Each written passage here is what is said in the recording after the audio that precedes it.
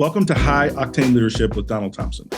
This season, we're diving deeper with more solo episodes, where I'll share the experiences that have led to recognition by EY, Forbes, Fast Company, and others. Not as a boast, but as milestones on my entrepreneurial path. From growing multi-million-dollar firms to successful business exits and building high-performance teams with a global perspective. I'll reveal the insights and strategies from my journey and share them with you so that we can win together. Alongside these solo episodes, we'll have industry visionaries and thought leaders, and we'll explore effective leadership. Ready to empower your leadership journey with real success stories? Let's embark on this transformational journey together.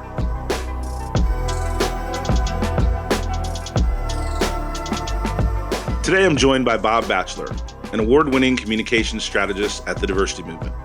With a rich background in executive communications and content creation, Bob's mission is to spark lasting cultural change, fostering a more inclusive society and helping businesses thrive. Beyond his impactful role, Bob is a critically acclaimed cultural historian and biographer, known for works on Stan Lee, Bob Dylan, The Great Gatsby, Mad Men, and John Updike. Thanks for coming on the show, Bob. I really appreciate it. I'm so excited here today, Don, to be with you to talk about a couple topics that I know you've spent time thinking about, that the world is thinking about right now. I want to kind of preface our discussion of feedback today with a statistic that I saw just recently. It said 69% of managers are, quote, uncomfortable communicating with employees.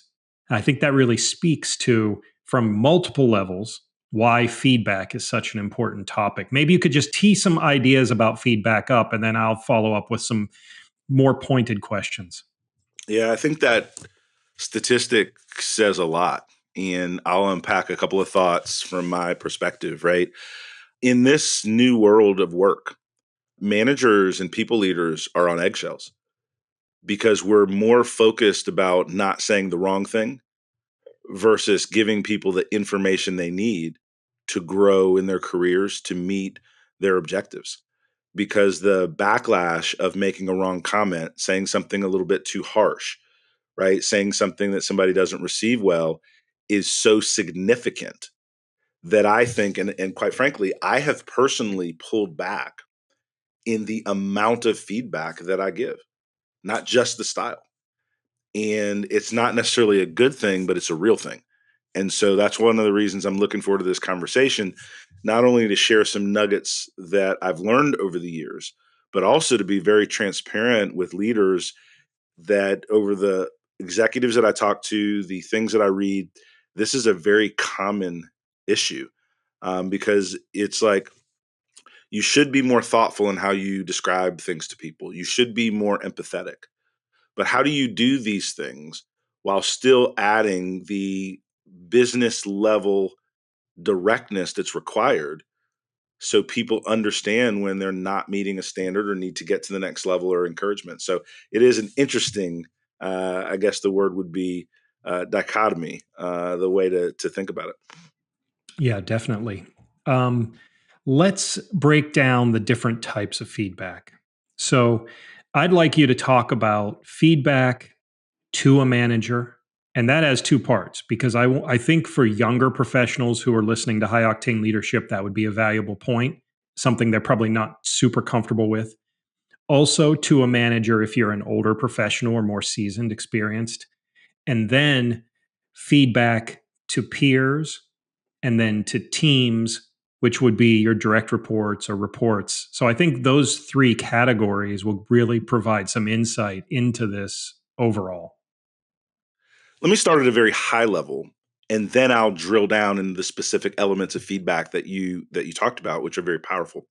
So at a high level, one of the things I've learned about giving feedback is you don't want to just get something off your chest as a manager. Your goal is to be helpful.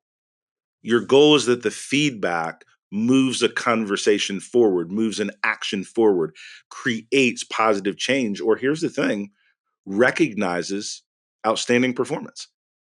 Right? Sometimes when we talk about feedback, and I do this also, we automatically drift to how to give people constructive feedback, negative feedback, coaching feedback, all those things. A lot of being excellent as a business leader is finding those moments where people are doing something right, doing something well, doing something that exceeds standard, and being able to slow down as a leader and showing that appreciation. So at a high level, I want folks to think about, or encourage folks, it's not about what I want. I would encourage folks to think about feedback in three pillars, right? Number one, appreciation, right? This is where you're acknowledging, right, where people are doing something that is phenomenal, right? Doing something that's helping move the business forward. I'll use an example in our business, right? Like in working with Gen Z and millennials and baby boomers, right? It's a lot of different perspectives. A lot of times baby boomers, they only want the critique. They don't believe the positive feedback, right? Because they're not used to it in the workplace. Whereas the Gen Zers, if you don't give enough positive feedback, they don't trust you because you're not valuing them appropriately. So as I work with teams, I've had to learn how to show more appreciation than coaching or constructive feedback. So the first thing is appreciation should be the dominant way that you reinforce what the standards are. You don't do it through negative coaching, what's lacking. You do it through appreciation of what you'd like to see more of, right? And so appreciation is one perspective. The second component is coaching, and that's where you're helping people at a more tactical, technical level perform their work better. And then evaluation is where you are looking at a 30-day period of time, 60-day period of time. You're looking at a project and you are giving feedback on whether or not a finite task, a finite project met its objectives or not. Where did it succeed? Where did it have gaps? Where could we do better? And so when I think about those three buckets of feedback, we want to make sure that we use those across the spectrum. And here's another important point. We don't need to try to use them all in the same conversation. That I think is a misnomer, a fallacy, a wrong way to do it. A lot of people talk about the sandwich method, right? Say something good, say something constructive, then say something good. Well, we know based on the way the human psyche is, we remember the negative at its highest level. So it's better if you're coaching to spend the time on the constructive feedback and extend the conversation with how you can be supportive as a leader in helping that person get there. In hearing their and digging into their understanding of why they didn't meet the mark. Maybe it's something unknown that you're not aware of, right? Maybe they needed legitimately more resources than were made available. Maybe they hit some roadblocks that if you had been made aware of, you could have helped them with. So the coaching doesn't always mean who's at fault. It also assesses a situation to say, this is what happened. How do we get to the other side together? So anyway, appreciation, super important. And I had to learn how to do that more, right? More than I was comfortable. I'm a son of a football coach. A lot of the managers I had growing up were very direct, military style. I thrived in that. Most people don't, right? So appreciation matters to show care and value for what people are doing. Coaching is the more tactical. And then that evaluation is where you do get granular and you say, look, we either met the mark or we didn't, and breaking up into those. As we delve into the types of feedback based on role, which was another comment that you made that I appreciate. Most people aren't going to give direct negative feedback to their peers. And I'm not necessarily saying that you have to or you ought to. Like, let's just be for real, right? But here's how you want to think about it. If you knew that one of your teammates was going to go into a meeting with their manager and it wasn't going to go well because you reviewed some of their work and you didn't tell them, are you a good teammate? Now, we're not even to how you tell them or the best way or the best time. What do you owe to your team members to share with them things that you see that they might miss? And so the way to approach a teammate is number one, ask permission to help. Right? When I was working in larger corporations and different peers and new kid on the block, I sold one of my companies to KPIT, which is a large technology company based out of Pune, India. Phenomenal experience. But I went from being the CEO of a company of about 150 people to an executive in a company of 10,000 people, right? So I had a lot of folks that were on my level, right? You know, I was a part of the top 50 leadership team, and then there was another 100 executives that I interacted with a lot. And so now I had to think about, how do I manage with peers? and egos and stature and all this stuff. And so what I learned to do, and this works at any level, hey, if I could give a few comments, would you be open to hearing it? I ask permission to dig in with that person, right? And then I tell that person, say, listen, this is not about one-upmanship. I was meeting with XYZ, and I think there's a couple things that I could add value to your project. Do you want to walk through a couple things? By asking permission to engage, it creates a humbleness versus a holier than thou perspective. And I do that with people that I'm on a peer level, right? Because it's sometimes optional whether you have to give that feedback or not, quite frankly, right? So if you don't want to hear it, I don't want to hurt our relationship by jamming it down your throat. I got other stuff to do. The other thing with a peer is you always want to learn new things. And so I would do and have done in many roles is I would say, listen, here are a couple things that I'm really good at, right? I'm strong in business development. I'm strong in this. If I can ever be helpful, please let me know, right? Because we're in this together. And I'm hoping that if you need me, I'll be there for you. And if you need me, it'll be reciprocal. Right. And by starting out giving and asking for support and feedback gave me the platform to give feedback back to that individual. Right. So I created feedback opportunities by asking for it first, by being a good recipient of feedback. And then more of my peers would then reciprocate and ask what I thought. And then we did that in a good nature and a good term. The biggest thing that people are afraid of is how to interpret feedback from their leader and their manager when it may or may not be constructive.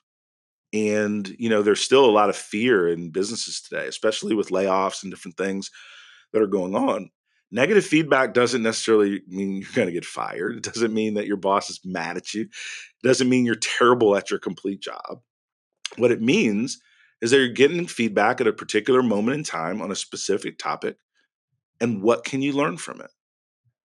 And so a lot of times when I'm working with young emerging leaders and professionals, they're very focused on how the feedback is delivered to the point that they miss a lot of the meaning in what the feedback is trying to teach them. And so one of the points of guidance that I would say, and this might ruffle a few feathers, it's okay. I think a lot of times people are a little bit too soft, like tissue paper, and miss knowledge from someone that's their senior in experience or in role because they didn't like how the feedback was delivered. What I've always tried to do in my career, and it served me well, the higher the number of personalities I can work with successfully, the better chances I have of moving up and winning in that organization. And so I made a deliberate focus to make sure I learned from what someone was trying to tell me. And if the feedback was delivered, let's say a little bit assertively, right? Bob, you've met my mentor, Grant, and he's a super nice guy. And it's like you're meeting grandpa today. But growing up with him as my business dad, he's pretty direct, right? Like he says what he means and he's pretty direct. And so I remember listening to him one time and he was giving me some feedback. And the feedback was on target, but it was a little more assertive than it needed to be, right? And so I said, Grant, I'm going to take these 3 points of feedback and I'm going to go crush it. I appreciate it. I got it. Can I give feedback in a two-way street, or is this kind of a dictatorial relationship? Like, do you just want me to do what I'm told, or would you like a perspective also, right? And he paused for a minute. I asked him and he paused for a minute. He said, no. He said, what you got? I said, Grant, it took about 30 minutes for you to tell me something that could have taken 5 and give me a chance to go fix it. The first 5 to 7 minutes were very valuable, instructive, and I get where you're coming from. The last 15 were because you were frustrated with me. But that took away, which I may or may not have deserved. Like, I'm not pushing back on this. I promise. I told him just like this. But I'd rather take the 10 minutes and then go fix it so that we can get on with what we need to get done. And he said, you know what? He said, here's what you need to do. When I'm talking to you about something and you got it, then you tell me you got it and you understand. And then I'll wind it down and give you a chance to go address it. And then if we come back to it again, then you'll just have to understand where that frustration lives. But we created a communication protocol. Basically, I didn't have to sit there for an extra 30 minutes, right? I got a chance to go fix it. And then if I fixed it, we were done, we move on. If I didn't fix it, then maybe I needed to hear a little bit more. Right now, I'm not saying that Grant or I are the model, right, for everything that is feedback. But what we did do is we shared openly with one another. And so the final thing I'll say, Bob, and then I'll get to the next question, but there's such a good question. I just got going. The quality of feedback is also aligned with the quality of the relationship you have with that person. You and I have worked together for a couple of years now. The first 6 months, it's not that the relationship was rocky, but we were still trying to find our footing as human beings. And it's hard to deliver quality feedback, positive or constructive, with somebody that doesn't fully trust you yet. And so, as a manager and a leader, you have to think about the trust barometer that you're building with people, not just the way you want to give feedback. Because the way that person's going to internalize it is if they know that you care about them, their career, their family, if they believe you have what's in their best interest, then whatever that feedback is, even if it's tough for a moment, they're going to understand and believe your intentions. If they don't trust your intentions, they think you're just out for self, if they think they're just a cog in the wheel at the corporation, then it's going to be tough to give and have that feedback received because the trust platform is not there. And I think the big mistake managers make is not focusing on the trust platform with their people before they're focused on what they're trying to get them to do and grow into. Yeah, the surprising thing, and I appreciate that answer, Don. I knew that multi-part question would have a lot of tentacles, so I appreciate you sticking with me on that one. 69% of managers uncomfortable communicating. I mean, it speaks to something societal, which is so, as you said earlier, dichotomous. We speak all day long, but people don't listen or they don't know how to listen. And probably a lot of the things being spoken aren't directed the right way. So I think you probably have stories about this or personal transitions that you made. I think it's how a leader goes from some imaginary vision of what they think leadership is to actually how do you enact emotional IQ? How do you become tactful? How do you become diplomatic? Yeah. So one of the things, and I can use myself as a really powerful example, because when I first became a CEO, I was afraid of failing. It was more pressure than I'd ever had in a corporate setting. And I was overwhelmed. And when you're overwhelmed, when you're afraid, when you got big goals, your natural instinct is to press. Your natural instinct is to be bolder, more assertive, and it's a covering of that lack of confidence, that lack of experience. And so I found myself being under the covers of being direct and being clear a little bit too harsh. And I had to grow out of that. And the way that you grow out of that is not the tactics, it's the mindset. The more you care about your people in align with the goals of the corporation, the more thoughtful you'll be in how you talk to people. When you only think in terms of the monetary outcome output, then you'll say all kinds of stuff. Guilty. It's happened to me, and I have contributed to this negativity. But I've learned from it, right? I didn't stay there, right? And the reason I didn't stay there is because I have and have always had true care for the people that decided to partner with me and be on the teams that I was leading. And I wanted their experience to be amazing. I wanted them to be on a winning team. I wanted them to get better career progress because of having worked together. I wanted them to be in an environment where their voice was heard. And so I wanted to help them strengthen that voice. But in order to be more thoughtful, to have more empathy, you have to care more about than just that bottom line. And so what that allowed me to do is learn how to communicate for the audience, not based on my natural instinct of how to communicate. And I'll give a couple of examples. And the gentleman's name is Jason Harrell, talented technologist that worked with me in a company called iCubed.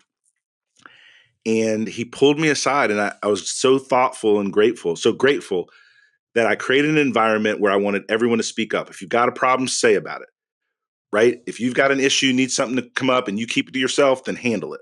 But if you bring it up, then we're going to handle it together, right? So I didn't do everything wrong. I created an environment where people could speak up and there wasn't retribution for speaking up.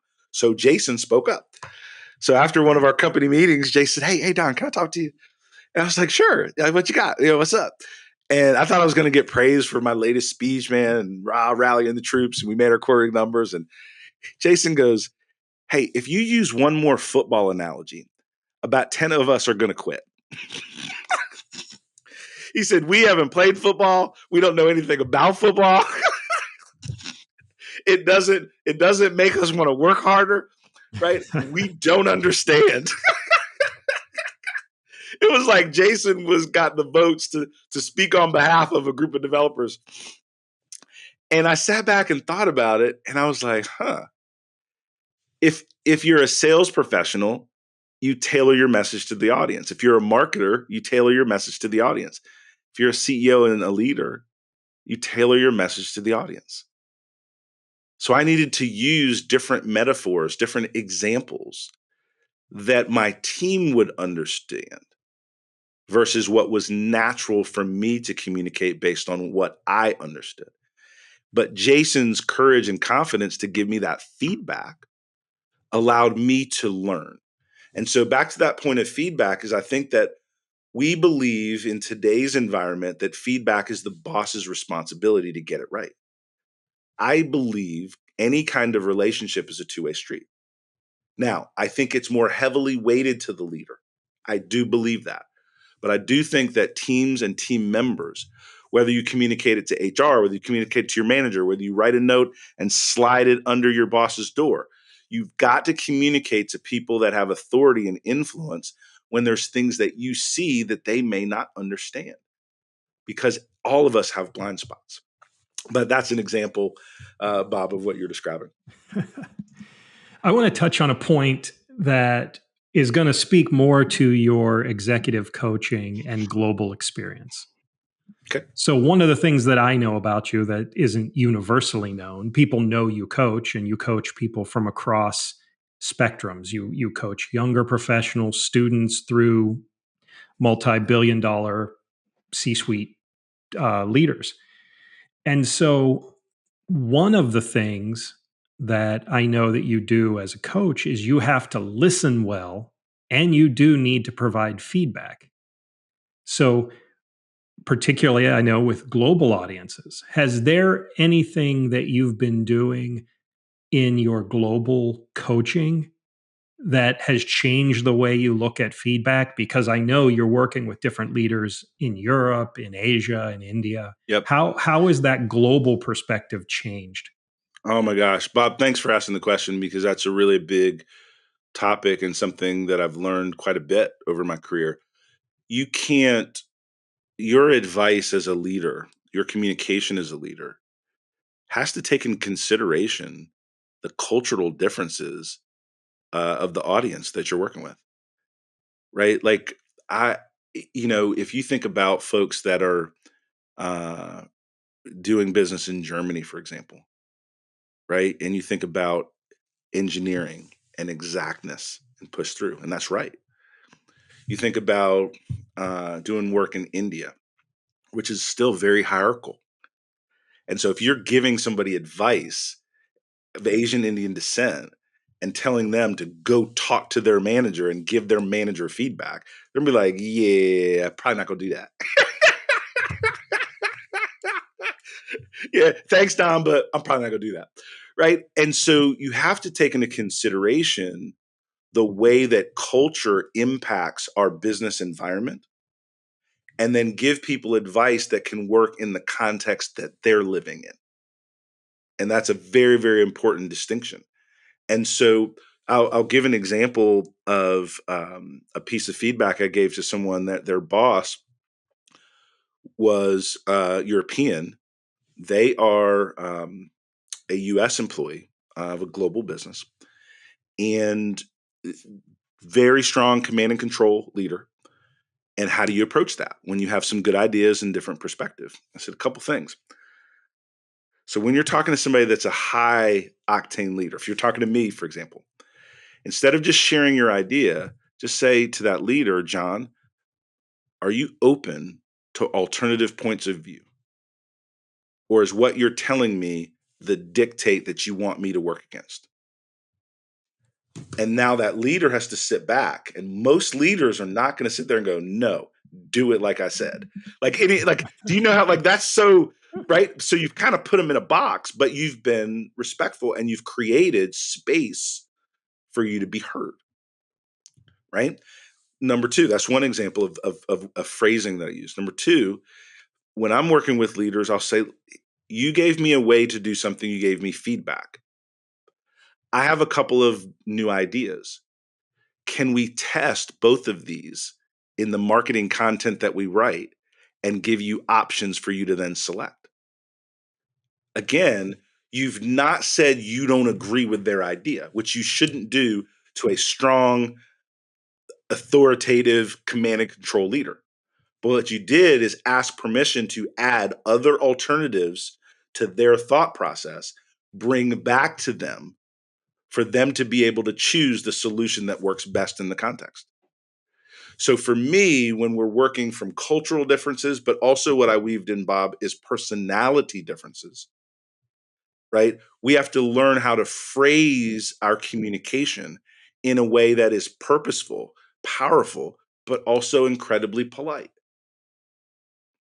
And it's really tough for me as a leader when somebody is purposeful, right? Professional, polite, for me not to hear them. No matter what my mood is, no matter what my personality is, that goodness really, really shines through and is a very, very powerful thing that I learned as a sales professional to apply it to a lot of different types of communication. But to your overall question, Bob, I think the cultural differences is super important. And even when we're working within a US company, think about people from all different parts of the US. Yes. Let alone the global prospects, right? And it's really, really important to take into consideration those backgrounds, those understandings, so you can be more effective, right, as you talk with folks. Yeah, that's a great point, Don. The personality piece and the what you explained there is laying the context, which is essential if you're really going to understand somebody. The problem people get into is they want to get their points out so fast that they don't hear the other person, and then the context is destroyed. And so what you're saying is slow down enough. It's also interesting that some of the things that make us good as business leaders, we don't then use when we're talking to other people. Like you're a salesperson background wise and a leader. And I know from watching you now for several years, you use that training to apply to the way that you lead. I look at things usually from a communications. So when I'm trying to lead, I tell stories because that's what I know people understand. So it's interesting the context, and I think that's a great point, regardless of where you're dealing with people around the world. So one last question, because I know we're running out of time today, and this has been chock full of information. I can't wait to watch it back and read the transcript. One of the things I'm really interested in is the word feedback itself, because feedback, I mean, it really is. You're looking backward. But I know that people, when they get feedback, really the hope I would think is how do we play this into the future? How did Yeah. what I did before So maybe you could talk a little bit about that from a leader's perspective, somebody who's giving feedback but is trying to address that change, that transition that you want from people that you're working with. Oh my gosh. Let's use one that is pretty common, right? Um, you're working in a business, you're leading a business, and all of your employees, not some of them, not a high percentage of them, all of them think that they should make more money than they're making. All of them. So at some point, you're going to have a financial conversation where you may have a disconnect between what that team member thinks, what you think, and what the organization can do. And these are very difficult conversations because in no way do you want to insult that individual, right? That is working hard, that is generating value in different things. But a lot of times, before you talk about them, you need to talk about the context of the situation in which they're working. And so, what I try to do, and since money is a sensitive topic, right? And when it comes up, and there's a lot of emotion to it and different things. So, a couple of things that are really, really important. Number one, as a business leader in this example, is I want to know what the individual wants. Ultimately, what do they want to achieve that would make them happy in this situation? Whether I can do it or not right now, I will figure that out. But I want to know what you want, right? I want to make more money. That doesn't help me. And I'll tell people that just like that. Like, and whether that's good or bad feedback, but if it says I need to make an extra $20,000, I want to be here. I want to do X, Y, Z. Fantastic. Let's now talk about a couple of facets. Here's what the organization values that you're doing, that if you do more of this, we can get there together. If we're having a conversation business wise, where if you don't get here now, you need to leave the organization, let's discuss how to do that in a professional way. Right? I get it. There's sometimes that's a reality, right? The person has another job offer or they want to buy a bigger house. And right now is when that has to happen. I totally understand it. I can either do it or I can't do it. But if what we're talking about is how to foster a relationship that feels comfortable and competent and equitable over time, which is usually most of the situations, right? Usually that's most of the situations. Then I want to talk about what's working, also what's not working. Because a lot of times that team member thinks everything they're doing is amazing, and then I need a little bit more. And it's usually not exactly like that. But here's the thing. If you do these two things more, if we structure it this way, why don't we have a conversation about doing this together as a team to get you where you want to go? And now all of a sudden, when I have that unity of partnership with that team member to get them where they want for their family, they're much more open to any kind of feedback I need to give them because now we're doing it together. I'm not against them. I've already communicated. I want them to have that. But here are the constraints. Here's the opportunities. Let's do it together. And so, in terms of feedback and that example and communication, I still have to communicate what's working, what's not, what the market bears, what the company can do. But we end up with a point of we're going to figure out how to win together. So, our conversations about this very sensitive topic of money is not adversarial because I'm trying to help you get what you want. And these are the parameters to do it. And so feedback is really about how to have meaningful conversations with people and finding that common ground where you can be on the same side, where it's not adversarial in any way. It still is going to be open and honest. I'll give an example of feedback with my wife and I, right? And I'm learning a Be bunch like careful. the last few Be years. careful. Yeah, I know. I'm learning a bunch, right? Because I used to be a little bit too direct, right, in my professional and personal life, and shit didn't work out all the time, right? So it's not like it didn't always work out. What I do now is I ask questions. Is I'll ask my wife. I'll just say, Jackie, help me understand what you want me to learn from this, and she'll give me one, two, or three things. Now, Jackie, if you want to go 3 for 3, this might take a minute. But there's two of the things you said that I agree with 100%. Would it be cool if we started talking about those two things? And let's lead with those two things. And then I'm going to go and reflect on that one thing that I'm a little unsure about. And she'll be like, okay, right? Like she'll take, take the two wins and work on the others. It's the same thing in the professional life. It's how do we frame and craft conversations to where we can move forward together? And then feedback and communication doesn't have to be this negative thing. Now, I know many of you are asking, well, you sound like an amazing boss. You sound like somebody that would do that. And this works with bad bosses too, because you know what bad bosses want? They want to get raises. They want their review from their employees to be good. They want to go to their president's club or whatever thing they get in their company, right? So you just have to, as a team member, be able to approach feedback and say, Joanne, I really want to be more productive for you. I want to be more involved with helping our team meet its goals. Is it okay if I share with you a couple things that maybe I just don't understand that I'd love your feedback on? But in order for you to do that, you have to get out of your feelings about the way Joanne leads and make sure that you are handling the conversation with purpose, with professionalism, and a little bit of politeness.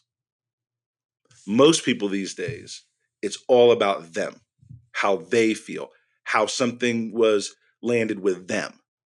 And they don't slow down to think about the fact that they can own the room if they take the higher ground and learn how to use effective feedback and language so that they can be the superstar in any conversation. That's what we're talking about on this podcast.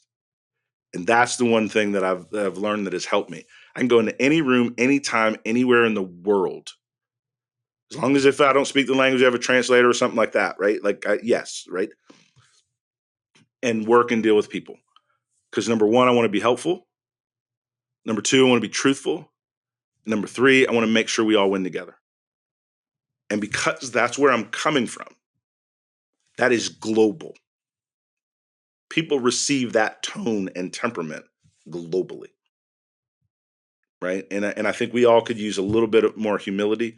It doesn't reduce our directness, but just a little more humility, and we can drive feedback and conversations forward in a much better way. Well, that was great, Don. I appreciate that. And I think what you laid out there and what I appreciate about this conversation today, you've laid out under the rubric of feedback, you've laid out a blueprint for becoming an inclusive leader. And that's where people should be moving toward at any level, so that companies are filled up and down the hierarchy as it is with inclusive leaders. So thanks, Don. I appreciate you letting me jump on to the High Octane Leadership Podcast today. It's been a blast, and I think people are really going to enjoy this episode. Bob, as always, I enjoy chatting with you. You ask thought-provoking questions and get me rolling, and it's always a good time.